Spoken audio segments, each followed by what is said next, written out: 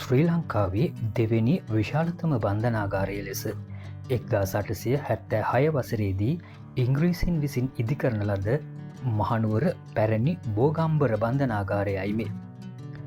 මේ වන විට මෙම බන්ධනාගාරයේ රැඳවියන් පල්ලි කැලේ ප්‍රදේශයේ ඉදි කළ නව බන්ධනාගාරයක් වෙත රැගෙන ගොස් ඇති අතර මෙම බන්ධනාගාරය සංචාරක ආකර්ෂණය දිනාගත් කලාපයක් ලෙස පවත්වාගෙන යනු ලබයි.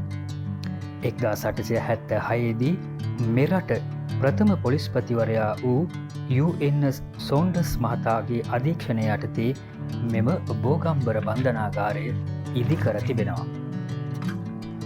වෙන්නවුණු එක දිගට ඉදි කළ ආසියාවේ දිගම ගොඩනැගිල්ල ලෙසද මෙම බෝගම්බර බන්ධනාගාරය හැඳින්වෙයි. මහල් 3කින් සමන්විත බෝගම්බර බන්ධනාගාරය සිරකුටි 328කින්ද සමන්විත වෙයි.